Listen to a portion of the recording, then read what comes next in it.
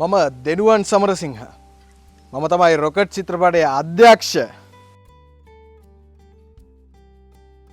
මම ඉපදෙන්නේ 2004. මගේ ගම පැල්මඩුල්ලේ. මට ඉන්නවා නංගි කෙනෙක්. අම්මයි තාත්තයි මායි නංගි තමයි ගෙදර ඉන්නේ.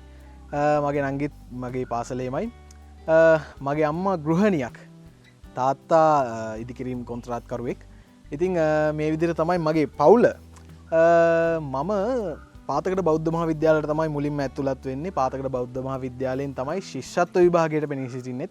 ඉතින් මේ පාතකට බෞද්ධ මහාවිද්‍යාලයේ ඉන්න කාලේ මම මේ ප්‍රාසංගික කලාව පැත්තට ගොඩාක් නැඹුරු වෙලා තියෙනවා. ඉතින් ඒ පාතකට ඉස්කෝලේ ඇතුලේ තියෙන උත්සව අවස්ථා, එතකොට නැටුම් ගැයුම් වාදනවලට බොහෝම උනන්දුවෙන් සහභාගී වෙලා තියෙනවා මම ඒ දවස්වල. ඉතින් පාතකඩ ඉස්කෝලේ වගේම රත්නපුර දිස්ත්‍රික්කයේ ඕනෙම ඉස්කෝලේක ළමෙක්ට තියෙන හීනයක් තමයි මේ සීවලී මධ්‍ය විද්‍යාලයට ඇතුළත් වීම. මොකද සීවලී මධ්‍ය විද්‍යාලය කියන්නේ රත්නපුර දිස්ත්‍රික්කයේ ඇතුළේ ඉතාම විශිෂ්ට ප්‍රතිඵල ගෙන එන පාසලක්. ඉතින් රත්නපුර සීවලියට එන හීනය මටත් ඒ විදිහට පිටලා තිබුණා. මේ වෙනුවෙන් තමයි අපි ශිෂ්‍යත්ව විභාගයට කැපෙලා කටයුතු කරේ. ඒ වගේම පාතකඩ ඉස්කෝලෙන් 3 දෙනෙක් සීවලී මධ්‍ය විද්‍යාලයට ඇතුළත් වුණා. ඒකෙනුත් අන්තිම ලකුණ මට තිබුණේ කඩේම් ලකුණම වගේ තමයි මට මතක විදිහට. ඉතින් මේ විදිහට සීවලී මධ්‍ය විද්‍යාලයට ඇතුළත් වුණා. සීවලී මධ්‍ය විද්‍යාලයට ඇතුළත් වෙලා වසර 4ක් පමණ යනකම් ඉතාම සරලව සාමාන්‍ය විදිහට විභාග කටයුතු කරගෙන පාසලේ අධ්‍යයන කටයුතු වලට සහභාගී වුණා.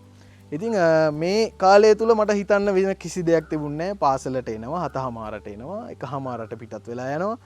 ඉතින් සාමාන්‍ය විදිහට කටයුතු ගෙවුණා. මේ කාලය තුල මම 9 වසරේ වගේ වෙද්දි මට වයස අවුරුදු 14යි. මේ කාලේ වෙද්දි මට YouTube නාලිකාවක් තිබුණා. මගේ විනෝදාංශයක් විදිහට මට යාළුවෙක් කියපු දෙයක් තමයි මම මේ පටන් අරන් තියෙන්නේ. මට යාළුවා කියන ඒ දවස්වල මේකෙන් මුදල් උපයන්න පුළුවන්, වීඩියෝස් දාන්න පුළුවන්. නමුත් මට අදහසක් තිබුණේ නැහැ මොන වගේ කන්ටෙන්ට් එකක්ද, මොන වගේ දෙයක්ද මම මේ YouTube නාලිකාවට එකතු කරන්නේ. මම සහ ඒ දවස්වල මට මේ වීඩියෝ කරණය, වීඩියෝ සංස්කරණය වගේ දේවල් ගැන අදහසක් තිබුණේ නැහැ. මම මගේ මංගව තිබුණ ෆුට් සයිකල් එකකට ලයිට් හයි කරලා ඒ වීඩියෝ පවා YouTube දාපු කාලයක් තිබුණා. නමුත් ඔය කාලයත් එක්ක මට ඇති වෙනවා හොඳ මේ හැඟීමක් මේ මගේ මේ YouTube නාලිකාව වෙන අතකට යොමු කරන්න ඕනි කියලා එකක්.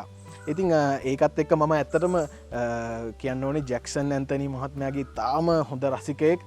මං ඔහුගේ සංචාර වැඩසටහන් වලට ඉතාම ප්‍රියයි, චිත්‍රපට වලටත් එහෙමයි. ඉතින් මට එක් අවස්ථාවක ඔහුගේ සංචාර වැඩසටහනක එක් දර්ශනයකට පෙනී සිටින්නත් අවස්ථාව ලැබෙනවා. සහ ඒ දර්ශන වාරයේ පටිගත කරද්දී ඒ කණ්ඩායමත් එක්ක කටයුතු කරන්න අවස්ථාවක් ලැබුණා.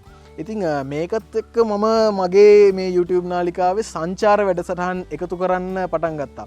මං හිතනවා දැන් මේ සංචාර වැඩසටහන් එකතු කරන්න මට වීඩියෝ කරණය ඉගෙන ගන්න ඕනේ, වීඩියෝ සංස්කරණය ඉගෙන ගන්න ඕනේ. ඉතින් මේ දේවල් මට තනියෙන්ම ස්වයං අධ්‍යයනයෙන් ඉගෙන ගන්න සිද්ධ වුණා. ඉතින් මම හිතනවා මේ සංචාර වැඩසටහන පටන් ගත මේ YouTube නාලිකාවෙන් ආරම්භ කරපු මේ නිර්මාණ කටයුතු වල ආරම්භය කියලා මේ අද වනතුරු පැමිණෙන්නේ. අපි ඉදිරියට කතා කරමු. ඉතින් ශිෂ්‍යනායක සංගමයට කනිෂ්ඨ ශිෂ්‍යනායකක වූ විදිහට එකතු වීමෙන් පස්සේ මට හැකියාව ලැබෙනවා පාසල ඇතුලේ බාහිර වැඩවලට ඉතාමත් යහුසුලුව සම්බන්ධ වෙන්න. ඉතින් මේ දේත් එක්ක මම පාසලේ ශිෂ්‍යනායක සංගමේ ඉහළම තනතුරක් දක්වා එනවා. 2023 වෙද්දි මම පාසලේ නියෝජ්‍ය උපප්‍රධාන ශිෂ්‍යනායකයා විදිහට තේරීපත් වෙනවා. ඉතින් මේ පාසලේ මේ ලැබිච්ච පන්නරයත් මට මේ චිත්‍රපටයේ නිර්මාණ කටයුතු වලට ඉතාමත් උවමනා වෙනවා. ඉතින් මේ මම අර කලින් කිව්වා වගේ YouTube නාලිකාවේ කරපු දේවල් මට පාසලේ එලි දක්වන්න අවස්ථාවක් තිබුණේ නැහැ කිව්වා වගේම එක් දවසක අපේ පාසලේම අපේ චිත්‍රපටයේ හඬ කැවීම් අධ්‍යක්ෂවරයාගේ ආරාධනාවකින් මට එකතු වෙන්න අවස්ථාව ලැබෙනවා පාසලේ මාධ්‍ය ඒකකයට. අර මම ගෙදරදි විනෝදාංශයට ඉගෙනගත්ත දේවල් වලින් මගේ පාසලට සේවයක් ලබා දෙන්න. ඉතින් පාසලේ මාධ්‍ය ඒකකයත් එක්ක එකතු වෙලා අපි 2022 වසරේදී රූපවාහිනී නාලිකාවක් කරනවා දින 3ක්. ඒ රූපවාහිනී නාලිකාවේ ප්‍රධාන සංස්කරණ ශිල්පියා විදිහට කටයුතු කරනවා මම ඒ වගේම යාත්‍රිකයා කියලා සංචාර වැඩසටහන් කිහිපයක් පටිගත කරලා ඒ රූපවාහිනී නාලිකාවේ විකාශය කරනවා. ඉතින් මම අර කිව්ව වගේම මම කැමතිම සංචාර වැඩසටහන් වලින් මගේ පාසලටම සේවයක් ලබා දෙන්න මට අවස්ථාව ලැබුණා. ඉතින් මේ කටයුතු අහවර වුණාට පස්සේ ඔන්න මට සකුන්තලා මුණසිංහ ගුරුතුමිය හම්බෙනවා. ඉතින් අද වනතුරුත් ඒ ලැබිච්ච පන්නරේ සකුන්තලා මුණසිංහ ගුරුතුමිය හමුවෙන් පස්සේ සිදුවන සිදුවීම් එක්ක මම ජීවිතයේ ලොකු දුරක් ඇවිල්ලා තිනවා මම හිටපු තැනට සාපේක්ෂව. ඉතින් මේ සකුන්තලා මුණසිංහ ගුරුතුමිය හම්බුණායින් පස්සේ අපි පාසල ඇතුලේ වීදි නාට්‍ය, වේදිකා නාට්‍ය, ඒ වගේම කෙටි චිත්‍රපටයක් පවා කරනවා. ඉතින් පාසල ඇතුළට අපි සිනමා වරන් ආවා. අපි සේයා නමින් කෙටි චිත්‍රපටයක් කරනවා. ඒ තමයි අපේ ප්‍රථම සිනමා වෑයම. එතකොට සිනමාව ගැන ලොකු දැනුමක් තිබුණේ නැහැ. මම අර YouTube එකට දාන්න කරන සංචාර වැඩසටහන් පටිගත කරන්න, සංස්කරණය කරන්න ඉගෙන ගත්ත දැනුමෙන් තමයි මේ දේවලුත් මම කරන්න පෙළඹෙන්නේ. ඉතින් මේ කණ්ඩායමට අවශ්‍ය කරන සියලු නිර්මාණ ශිල්පීන් අපි අතරම ඉඳලා අපිට හම්බෙනවා.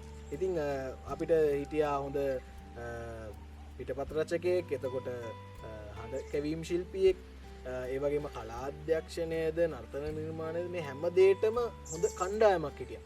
ඉතින් මම හිතනවා මේ නිර්මාණය සාර්ථක කරගන්න හැකි වුණේ ඒ නිසාම තමයි. මගේ YouTube නාලිකාවේ කරපු වැඩසටහන් නිසාම දෝ මම දන්නේ නෑ නිරායාසයෙන්ම මගේ අධ්‍යක්ෂණයත් මට හිමි වුණා. ඉතින් ඔය නිර්මාණයෙන් පසුව අපි ඉතාම කෙටි කාලයක් කොහොම සාමාන්‍ය විදිහට පාසලේ කටයුතු කරගෙන ගියා. ඔය අතර තමයි නදුන්ගේ යෝජනාවක් එන්නේ අපේ මීළඟ නිර්මාණය වාර්තාගත නිර්මාණයක් වෙන්න ඕනි කියලා. ඉතින් අපි ඒ විදිහට තමයි රොකට් චිත්‍රපටයේ නිර්මාණ කටයුතු වලට පෙළඹෙන්නේ. ඉතින් සකුන්තලා ගුරුතුමියගේ මඟ පෙන්වීම සහ අපේ කණ්ඩායමේ එකමුතුකම හරහා මේ රොකට් චිත්‍රපටය අද වෙන විට සාර්ථක කර ගැනීමට හැකියාව ලැබිලා තියෙනවා. ඒ වගේම තමයි අර දැන් රොකට් චිත්‍රපටය කරද්දී මේ සාමාන්‍ය පාසලේ එන ශිෂ්‍ය ශිෂ්‍යාවන්ට වඩා අපේ මේ කණ්ඩායමට ඉතා විශාල අත්දැකීම් ගොන්නක් පාසල තුල සහ පාසලෙන් පිටත ජීවන අත්දැකීම් ගොන්නක් ලබා ගැනීමට හැකියාව ලැබුණා. ඉතිං මම මේක කියන්නේ එතම ආඩම්බරයකිනුත් නෙවෙයි. නමුත් එක් අවස්ථාවකදී අපේ පාසලේ ගුරුවරු පවා පවසන දෙයක්, මට පාසලේ ගුරුවරුන්ව මෙහෙවීමේ අවස්ථාවක් ලැබුණ. මම ඉතාම සතුටින් කියන කාරණාවකුත් නෙවෙයි, මේක අපේ ගුරුවරුන්ම කියන කතාවක්. ඉතින් අර ඒ අවස්ථාවේදී මම ක්‍රියා කර මම අධ්‍යක්ෂ විදිහට මගේ කමාන්ඩ් එක ලබා දෙද්දී ඔවුන් මාව තේරුම් අරන් මේ සිදු කරන ක්‍රියාවේ වටිනාකම තේරුම් අරන් ඔවුන්ගේ දීපු සහයෝගයත් එක්ක මට මේ අධ්‍යක්ෂණය ඉතාම සාර්ථකව කරගන්න ලැබුණා.